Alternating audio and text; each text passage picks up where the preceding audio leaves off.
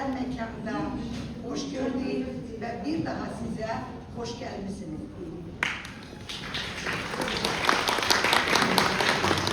Bugünkü tedbirimiz, bizim bugünkü görüşümüz, Azerbaycan'ın halk yazıcısı, tanınmış kalem ustası, içtimai hadim, səfir Elmira xanım Axundova ilə görüşdü.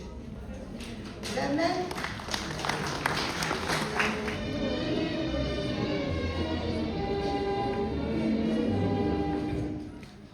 uzun illərdir biz dostluq edirik və mən Elmira Axundova haqqında çox danışa bilərəm. Amma mən birinci növbədə istəyirəm onun zəhmətinə aid olan faktları deyim. Lətifə xanım burada qeyd elədi, nəhəng bir işdir. Bəlkə enerjiklə, intensivlə, хорошо.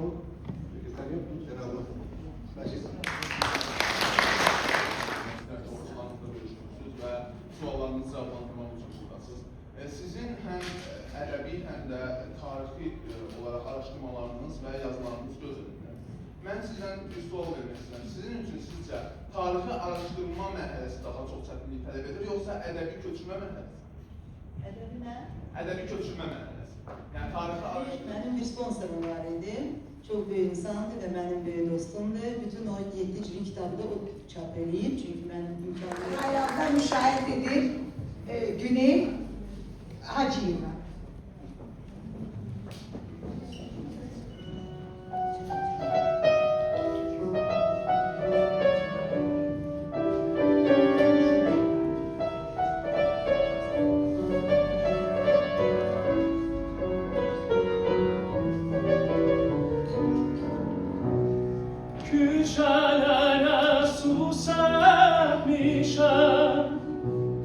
Küçelere su serpmişem, yar gelende toz olmasın, yar gelende toz olmasın.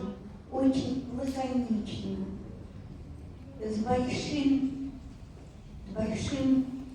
конечно, любовью к своему другу, он написал несколько строк. Вышла запись.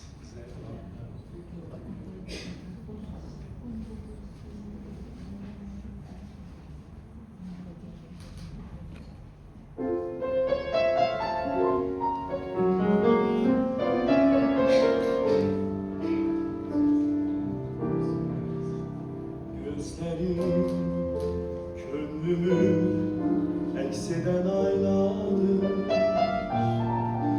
bakışın kalbimi odlayır kanadı, dalgasız fırtınasız denizini bu yüreğim, onu sen tufana salsan meleğim, sevdalı iller, benalı iller, dolanıp gelir, mehabbet kalır, yüreğde ateş, göylerde güneş, odlanıp gelir, mehabbet kalır. Ben bir insanla işlemişim, 10 yıl yüzüze. Çok ağır hastaydı ahır vaxtlar. Он был фронтовиком, прошел войну. Один раз он пришел, никогда не забуду, очень печально говорит мне. Azerbaycan dilinde danışırdık. Dedi ki, Mira, ben istəyərdim Allah'tan ki, cəmi 50 il yaşayayım, 60 il yaşayayım, o 70 il yaşayayım, ama onu bir nəfəsə yaşayayım. Hiçbir ağrı acı olmasın. Ben de bir şey hatırlayarak gülmeye başladım. Sen ne gülürsün? Təəccüblə soruşur İsmail Şıxlı. Ben de ona deyirəm, yox, Mirzə İbrahimov sizinlə razı olmazdı. Mirzə İbrahim də o yanda oturan mənim ikinci sədrim idi, ikinci rəhbərim. Dedi, nəyə görə? Dedim ki, dünən bilirsiniz necə xoşbəxt gəldi işə. Mən soruşanda ki, Mirzə müəllim, siz nəyə görə belə xoşbəxtsiniz? Эльмира, я очень счастливый, я вчера вырвал свой последний зуб. Yani İsmail müəllim, bu ağrı acı olmasaydı, bax bu dərdə qatılmayıb, Mirzə müəllim bu ağrını, diş ağrısını hiss eləməyib, belə xoşbəxt olardı. Belə güldü İsmail müəllim, belə xoşuna gəldi və mənimlə də razılaşdı. Allah rəhmət eləsin hər ikisini. Судьба Исмаила Шихлы. Прекрасный пример, доказывающий правоту этих слов. Он никогда не позволял внешним обстоятельствам, пусть даже самым экстремальным, диктовать ему свои условия. И этому принципу Исмаил Муалим следовал до последних дней своей жизни. Словно испытывая его силу воли, безжалостная болезнь шаг за шагом лишала Исмаила Шихлы жизненных сил. Но даже приковав его к постели, погасив свет в глазах, провидение не смогло отнять у писателя ясности ума и поразительной стойкости духа. Есть люди, которые определяют время, которые входят в историю или попадают в историю. Эльмира не просто вошла в историю, Эльмира туда ворвалась своим словом, своими мыслями, своей позицией. И, наверное, здесь нет человека, который бы знал ее больше меня. Да, с 4 класса школы. Не буду говорить, сколько лет тому назад. Не надо. И я хочу сказать, что да, писатель, да, публицист, да, красивая женщина. Но вы не представляете, какой она друг. К ней не надо обращаться. Она это чувствует на расстоянии. И когда-то меня спросили, что за твоей спиной стоит же Эльмира Ахундова. Я говорю, она не стоит за моей спиной, она стоит рядом.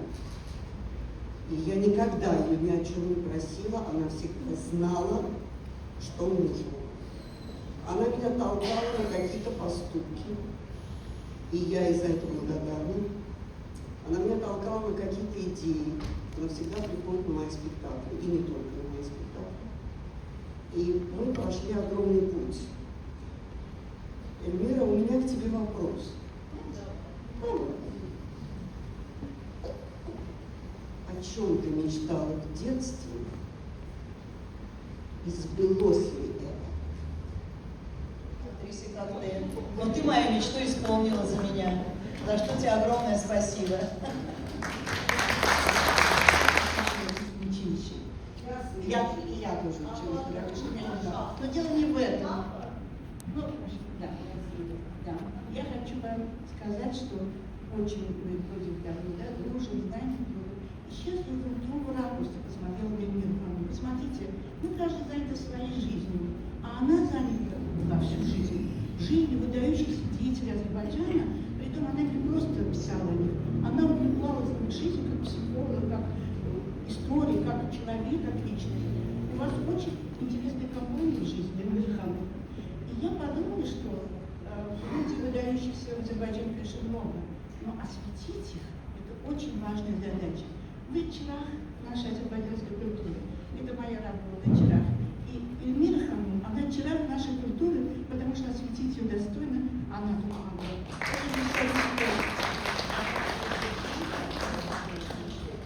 Я это очень люблю.